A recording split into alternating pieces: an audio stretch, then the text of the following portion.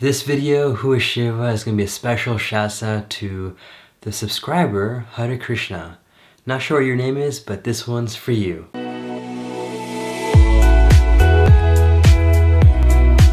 Presence.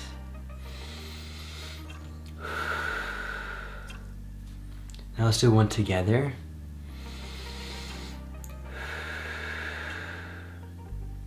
What is vibing? This is Vish. And today, I will be responding to Sadhguru's video on Who is Shiva. Do you ever find yourself stressed, anxious, or stressed out? Well, that used to be me all the time. And then I found meditation. I've been meditating for over 3 years now and I've guided hundreds of people on their journeys. I will be soon coming out with a meditation product, so stay tuned for that. Also, if you have any other questions about meditation or the journey, comment that down below. Sadhguru is a yogi, mystic, and visionary who is truly enlightening the world. I'm very grateful for the presence that he has, and not only for the spiritual work that he's doing, but also the material, even just things like basic necessities, whether it's environmental work, social reform work, raising the awareness for freeing the Tamil Nadu temples, and so many more. He is truly just doing it all and in such a conscious manner. He is definitely an inspiration on this path. I've also started a realization series. So I've been posting that every single day in conjunction with one of the reaction videos. And so I'd love for you to check that out. And it's really just where I share daily epiphanies or daily, what I like to call them, pops, or realizations with you all. And it's all raw, uncut. You get like a more closer one-on-one experience with me. So check out those videos. With all of that being said, before we start, would love to hear what you think of Shiva and what does he mean to you in the comments down below.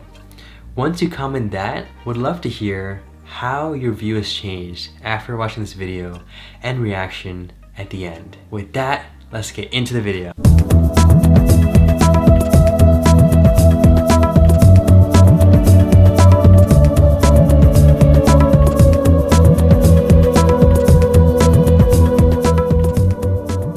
Is Lord Shiva is territorial or the universal?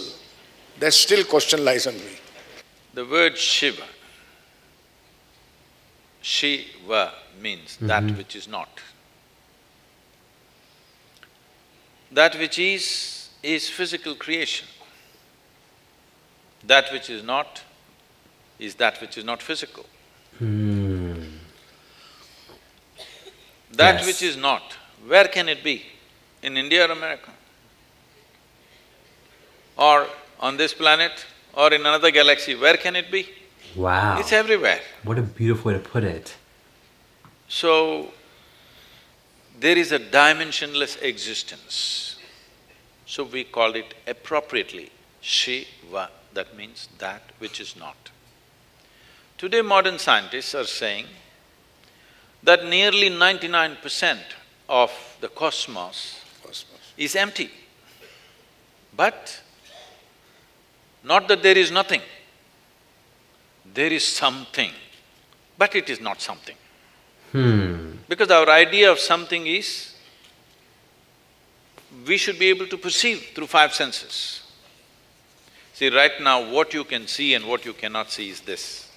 You can see my hand because it is stopping light.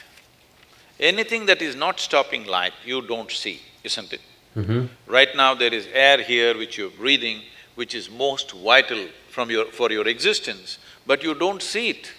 You don't see the air unless you live in Delhi. Very true. Delhi. Now, if you look up in the sky, you see the stars. But stars are a small happening.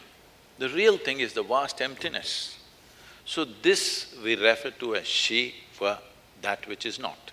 Today modern scientists are saying this vast space has a tremendous amount of energy, but it is not any of the energies that are measurable by us, like electromagnetic waves or weak nuclear energy or strong nuclear energy or electrical systems or microwaves, none of these things. It is none of the measurable energies. But there is no denying it is tremendously powerful. So we said, So this is… Shiva means that which is not. And we said it is in the lap of Shiva that creation happens. At the same time, we called Adi Yogi also the Shiva because he perceived that which is not. You are who you are, people call you a director, a film producer, why? Because you perceived something. If you did not perceive that, they would not recognize you as that. So we recognized Adi Yogi as Shiva because he perceived that which is not. Because he perceived that, Beautiful. we called him also Shiva. So we will call the ultimate reality as Shiva, the one who realized that, the Adi Yogi, as Shiva. One who did not realize that but has the possibility, we'll call him Shiva. We'll call the dog also Shiva because he is also made of the same stuff, but he cannot know. But we want him to hear that sound. So every time we call him Shiva, Shiva, Shiva. We hope that he will evolve one day. That was a beautiful video. And I've heard him talk about Shiva or Shiva in other videos too. But he did clarify a lot of beautiful points, which I too was a little unsure about. It is beautiful to see how this wisdom that he speaks about can be connected with other spiritual teachers. This includes Eckhart Tolle even. He always talks about it in a different kind of lens, or actually the same lens. It's really just a little different of a word being used to describe it. And that's really, just to keep it simple, spaciousness, as he describes it, the inner deep spaciousness or stillness. Eckhart even refers to that in relation to the Tao. The Tao is also, apparently it's a Chinese, I think ancient kind of view or even spirituality, but it also literally means that which is not. So to see this parallel amongst different cultures or different spiritual teachers just goes to show how literally at the core and the essence of each and every one of us, the beingness, it's the same. It's the one. We are all literally expressions of that one. All these differences that appear on the outside are really just, honestly, it's the personality, the mind, it's all these other egoic patterns that exist, which really just set us apart. A beautiful question was asked to Ramana Maharshi, who is a sage, Indian sage that is, and he was asked, how do you treat others? And he very simply said, there is no other. So that is the truth. Literally, that is the truth. You see, I've had this triple layer analogy cake. If you've been watching the realization series that I've started, it's also on the same channel, by the way, you will notice how this also applies and is at work. You see, the triple layer cake in this instance is really about the top layer being where you think you have this complete individual existence, you're separate from everything and so on. The middle layer of the cake, when you transcend the top layer, is where you realize that there's actually maybe more and that you're not alone. But then you haven't experienced the wholeness. And then there's the bottom layer, or the deeper layer, or the deepest layer. And that's when you've experienced the universe as a whole. You can call it enlightenment, call it whatever. Yoga literally means union. And so that is just another way to put exactly what I'm talking about. So I really just wanted to shout out Eckhart Tolle for really bringing that into the light, and it's really nice to see how that connects to Sadhguru.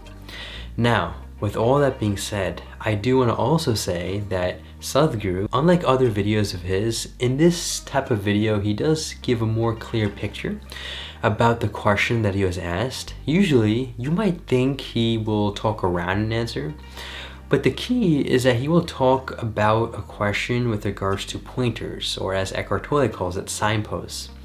And the whole reason for that is he doesn't directly answer a question, mainly because, at least in most cases, because of the fact that when you answer with a simple word, one word, to describe or to answer this really deep question, it doesn't do the justice. It takes away from it. It's literally like imagining, let's just say your whole life was just put on a sticker, right? And or even the birth certificate, or let's call it the social security card. I think that's more appropriate with this example. You're given a number and that is who you are, but is that really who you are, or is that just a number? Yes, on paper it is who you are, but it obviously doesn't do the justice for explaining who you truly are, or the truth of your essence, your beingness. And so the same thing applies here. It's very simple. You giving that one-word answer will just not do the justice for the truth. And so that is why he always gives you directions and pointers, or as Eckhart Tolle calls it, signposts. So that way you could explore the question and actually experience the answer. That is known as the truth, at least as I've realized. It's not about hearing the answers. It doesn't do much. It's about experiencing the answers, so that way it is the truth. Also, in addition, what I really appreciate about Sadhguru is how he clears up a lot of ancient traditional Hindu or Indian rituals, as well as talks and customs and so on, by literally providing the beautiful light and clarity as to what it really is at its core. You see, modern day Hinduism, and this isn't to criticize those that believe in God, whether you're from a different faith, whether it's Islam, Judaism, Christianity, or you're Hindu and you believe in Shiva, for instance, or all these other gods.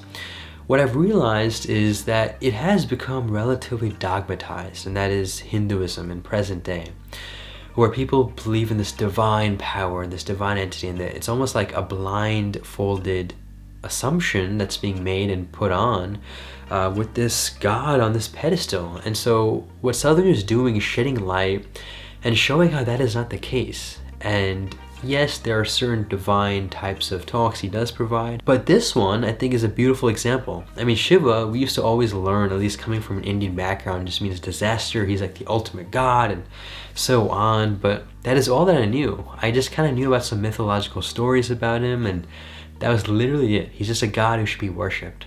But I didn't realize, as he beautifully said, Shiva. Shi means that which is not.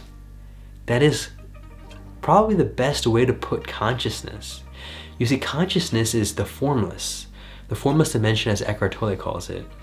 The spaciousness, the 99% thing that he was talking about is actually a beautiful thing to mention, because as he says, the cosmos, which is 99%, space, which is not nothing, but it's no thing. That's what I learned from Eckhart Tolle. It's no dash thing, not nothing.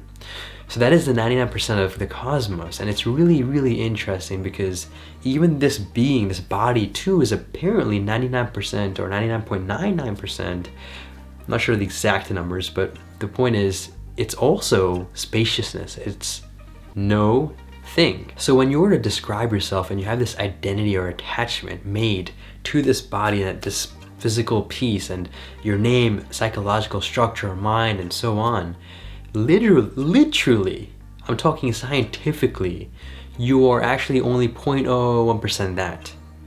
Truly, you are 99.99% space. So when comparing this body to, let's just say, another human body, you are both 99.99% space, meaning you're the same in a way, and literally the same principle can be applied to a tree or to a rock.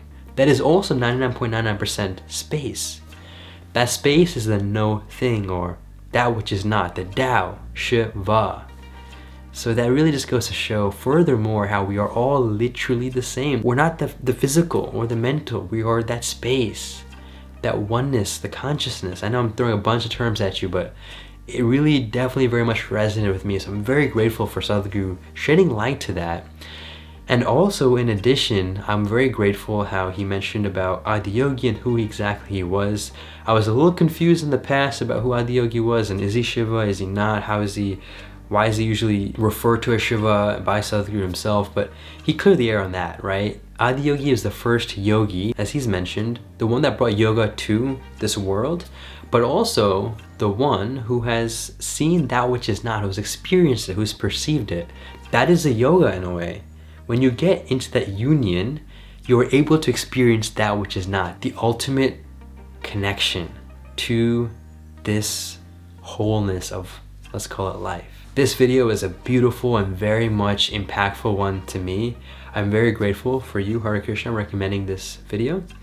And with that being said, would love to hear what you've learned and what you think of Shiva now in the comments down below. Also, if you have any other video requests, also comment that down below.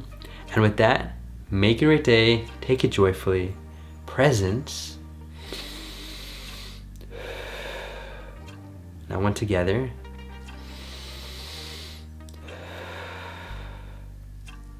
And stay conscious. Wow, that was a favorite video. Very grateful.